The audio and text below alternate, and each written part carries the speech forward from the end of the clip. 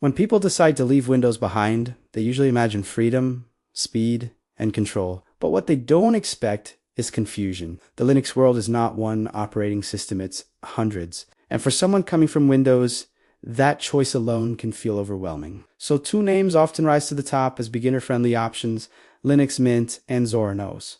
Both claim to be the perfect bridge between Windows and Linux. Both promise familiarity, simplicity, and stability. But which one actually delivers when a real Windows user makes the switch? Let's start with the mindset of a typical Windows migrant. This is someone who has spent years, maybe decades, using a system where everything follows a certain logic. There's a start menu in the bottom left, a taskbar, system tray icons, familiar file management, and predictable settings. The biggest fear when switching isn't learning something new, it's losing productivity and comfort. So the first thing that matters isn't performance or customization. It's familiarity. It's whether the system feels like home or like a foreign country. Linux Mint leans heavily into this idea of familiarity. From the moment it boots up, it looks strikingly similar to Windows, especially Windows 7. There's a panel at the bottom, a menu in the corner, system icons on the right, and a desktop that behaves in expected ways. You click, things open. You right-click, familiar options appear. Nothing feels alien. It doesn't try to impress you with flashy design or experimental layouts. Instead, it quietly says, you already know how to use this. Zorin OS, on the other hand, takes a slightly different approach. It also aims for familiarity, but it tries to modernize that experience. Instead of copying older Windows layouts, it often mimics newer ones like Windows 10 or even Windows 11. Its interface feels more polished, more visually refined, and in some cases more premium. There's a smoothness to its animations, a consistency in its design, and an intentional effort to look like something professionally crafted rather than just functional. But here's where things start to diverge in a meaningful way. Linux Mint is incredibly straightforward. It doesn't hide things. Settings are easy to find. System tools are clearly labeled, and everything behaves predictably. It's like stepping into a car with manual controls where every button does exactly what you expect. Zorin OS, while still user-friendly, adds a layer of abstraction. It introduces its own customization tools, layout switchers, and design tweaks that can sometimes feel like an extra layer between the user and the system. For a Windows migrant, this difference matters more than it seems. If someone wants a system that just works with minimal surprises, Linux Mint often feels safer. It doesn't try to be clever. It just works. Zorin OS, while still easy to use, sometimes feels like it's trying to enhance the experience, which can either be a benefit or a distraction depending on the user. Now, let's talk about performance, because this is another major reason people leave Windows. Many users switch because their older hardware struggles with newer Windows versions. They want something lightweight, fast, and efficient. Linux Mint has a strong reputation here. It runs smoothly even on modest hardware. It doesn't consume unnecessary resources, and it avoids heavy background processes. Everything feels responsive, even on systems that would struggle with Windows. Zorin OS is also optimized, but it leans slightly more toward visual polish. Its effects, animations, and design elements can use a bit more system resources. That doesn't mean it's slow, it's still much faster than Windows in many cases, but on very old hardware, the difference becomes noticeable. Zorin does offer a light version for lower-end machines, but the main edition that attracts most users is a bit heavier than Mint. Another critical factor is software management. Windows users are used to downloading programs from websites, running installers, and clicking through setup wizards. Linux works differently. Most applications come from repositories installed through a software manager. Linux Mint excels in this area. Its software manager is simple, clean, and reliable. You search for an app, click install, and it's done. No ads, no hidden bundles, no confusion. Zorin OS also provides a good software experience, but it goes a step further by trying to bridge the gap between Linux and Windows applications. It includes tools that help users run Windows programs, making the transition less painful. This can be a huge advantage for users who rely on specific Windows-only software. However, this approach isn't always perfect. Not all Windows applications run smoothly on Linux, and when things break, it can be confusing for beginners. This leads to one of the most important questions. How well do these systems handle real-world usage? It's easy to talk about features, But what happens when someone actually uses the system for daily tasks? Browsing, office work, media consumption, file management, and maybe some light gaming. Linux Mint tends to shine in consistency.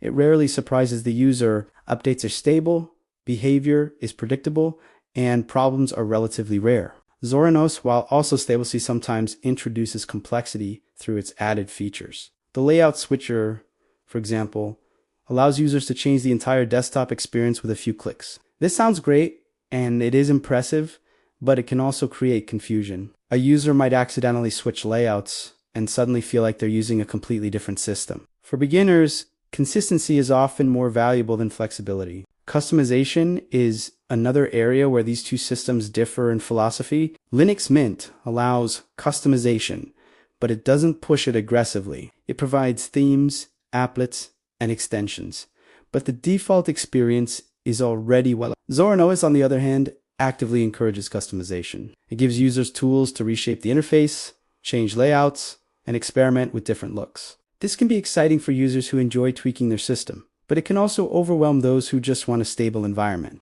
Let's also consider community and support, because no system is perfect. Problems will happen, and when they do, users need help. Linux Mint has one of the largest and most active communities in the Linux world. There are countless forums, guides, and tutorials available. If something goes wrong, chances are someone else has already solved it. This is a huge advantage for beginners. Zorin OS also has a supportive community, but it's smaller. It does provide official documentation and support, and the team behind it is quite responsive. However, the sheer volume of resources available for Mint gives it an edge when it comes to troubleshooting and learning. Another subtle but important factor is trust. Linux Mint has been around for a long time and has built a reputation for reliability. It doesn't change drastically from version to version. Users know what to expect. Zorin OS, while also established, tends to evolve more in terms of design and features. This isn't necessarily a bad thing, but it can create a sense of unpredictability for users who prefer stability over innovation. Now let's talk about updates, because this is something Windows users often complain about. Forced updates, system restarts, and unexpected changes are a major frustration. Linux Mint handles updates in a very user-controlled way. You decide when to update, what to update, and how to manage it. It even provides a ranking system to help users understand the safety of updates. This level of control is empowering. Zorin OS also gives users control over updates, but it integrates them in a slightly more streamlined way. It doesn't overwhelm the user with technical details. Instead, it focuses on simplicity.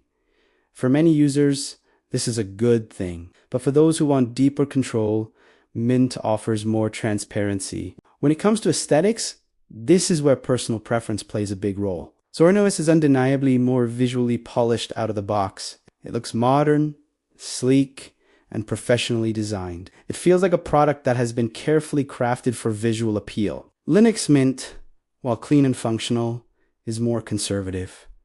It prioritizes usability over style. Some users might find it a bit plain, while others appreciate its simplicity. Gaming is another area worth mentioning, even if it's not the primary focus for most Windows migrants. Both distributions support gaming through platforms like Steam and compatibility layers. Linux Mint provides a solid foundation, but it doesn't include as many pre-configured tools. Zorin OS sometimes makes it slightly easier by integrating certain features. But in the end, both systems rely on the same underlying technologies. The difference is not as significant as in other areas. So which one actually works better for Windows migrants? The answer depends on what kind of user we're talking about. If the user values stability, simplicity, and a known-and-sense approach, Linux Mint often feels like the safer choice. It doesn't try to impress, it just works. It's predictable, reliable, and easy to learn. If the user is more visually oriented, enjoys customization, and wants something that feels modern and polished, Zorin OS can be very appealing. It offers a more refined experience and tries to make the transition from Windows as smooth as possible through design and features.